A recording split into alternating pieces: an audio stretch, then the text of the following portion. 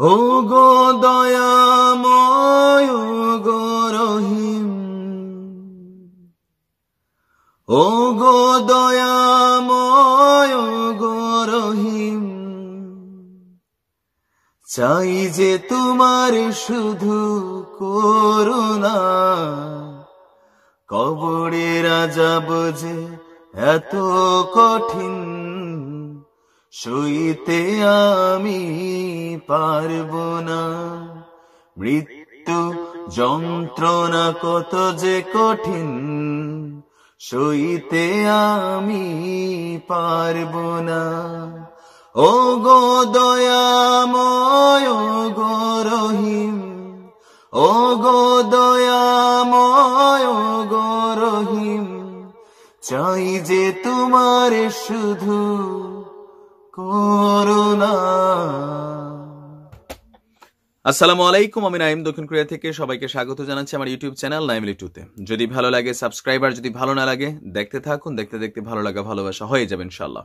দর্শক, কবর, মৃত্যুর পরে প্রত্যেকটা মানুষকেই কবরে যেতে হবে, কবরে দাফন করা হবে, আর সেই জন্য একটা কবর খনন করা হয়। এখন আমাদের মনে একটা নরমাল বিভিন্ন হুজুরদের ওয়াজ এবং বিভিন্ন ছবি টবি দেখা মনের ভিতরে একটা চিন্তা ঢুকছে, কবরের ভিতরে যে আযাব হয়, বেশিরভাগ সময় ওয়াজে এগুলা গল্প আকারে শোনা যায় বা প্র্যাকটিক্যাল লাইফে সেটা কে দেখেছেন আমি জানি না। যে কবরে আযাবটা আসলে আপনার মাটি দেওয়ার পরে সেটা একটা গায়েবী জিনিস, এটা হচ্ছে আল্লাহ ভালো জানে, এটা একটা গায়েবী আযাব। এটা আসলে চোখে আগুন জ্বলে সাফে এসে ছবল দিতেছে, এটা কিন্তু কবরের ভিতরে ওইভাবে দৃশ্যমান না। বিষয়টা আপনি বোঝেন নাই। বিষয়টা এমন না যে আপনার কবরটা যেখানে দেওয়া হইলো সেখান থেকে যে জান্নাতের একটা দরজা খোলা হয় একটা নির্দিষ্ট সময় পরে, জাহান্নামেরও দরজা খুলে দেওয়া হয় আলমে বারজাক জীবনে। এখন তার মানে এই না যে মাটি সইরা গিয়া কোনো, এটা একটা গায়েবী, কিন্তু প্র্যাকটিক্যালি আপনি দেখছি কি লগের কবর ভাঙ্গা হয়তো দাদার কবর, অথবা লগে দিয়া পাকা লগে নদী, এটা গায়েবী জিনিস, এটা সম্পর্কে আমাদের কথা বলার কোনো সুযোগ নেই। কিন্তু যে বিভিন্ন সময় আমরা শুনি যে যারা বড় পাপী বান্দা হয়, যারা কাফের হয়, তারা যখন মারা যায় তাদের কবরে প্রচুর শাস্তি হয়। আর ওই জিনিসটার কারণে বিভিন্ন জায়গায় ওয়াজ থেকে আর বিভিন্ন ছবি টবি দেখা আমাদের মনে একটা জিনিস ঢুকে গেছে যে যারা বেশি পাপী তাদের মৃত্যুর সাথে সাথে হয়। আবার অনেক সময় কবর নাকি বন্ধ হয়ে যায়, কবরের ভিতরে সাপ দেখা যায়, মাঝে মাঝে এগুলো দেখা যায়, তবে ম্যাক্সিমাম হচ্ছে এডিটিং। আমি আবারও বলি, কোনো বিভিন্ন ছবি স্পেশাল ইফেক্টের হলিউড বলিউডের ছবির সিন কাইটাই না, হয়তো এগুলো অনেক সময় বিভিন্ন ভিডিওতে দেখায়। আবার কবরের আযাবের উপর এক ধরনের স্পেশাল গ্রাফিক্স দিয়ে কাজ করা হয়, সেগুলো আবার বিভিন্ন কন্টেন্ট নিয়ে ঢুকাই দেয়, আর আমরা যারা আমজনতা আছে সেগুলোকে বিশ্বাস করি।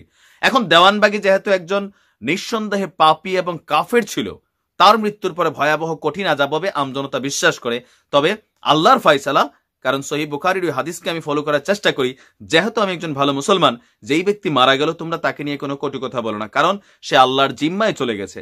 আল্লাহ ভালো ফয়সালাকারী, তার আসলে মানে আপনার কি আছে, শাস্তি আছে নাকি পুরস্কার আছে। বাট দৃশ্যত মৃত্যুর আগে তার কর্মকে যাচাই করলে বোঝাই যায় যে তার কপালে শাস্তি আসবে। সেই পারসেপশন থেকে কিছু ইউটিউব চ্যানেল, ফেসবুক পেজ এই ভিডিও বানানো শুরু করছে, ভাই দেওয়ানবাগীর কবরের ভিতরে আগুন জ্বলছে, এই দেখেন কবরের ভিতরে কি বলা হয় যে সাপ ঢুইকা গেছে, ব্যাং ঢুইকা গেছে, কবর পইরা গেছে, লাশ নিচ্ছে না উঠাই দিচ্ছে, নানান ধরনের কথাগুলা। কিন্তু এগুলা 98.98% হচ্ছে মিথ্যা, বোগাস। আমি দৃশ্যত শুনছি, চোখে দেখি নাই, আই উইটনেস এমন কাউরে পাই নাই যিনি সরাসরি দেখছে। এখন বাঙালি না দেখলেও কয় দেখছে, কথাটা বুঝেন। তো এই জিনিসগুলা যখনই আসে, এগুলো আমরা যারা কন্টেন্ট ক্রিয়েটার আছি বেসিক্যালি তাদের কারসাজির খেলা।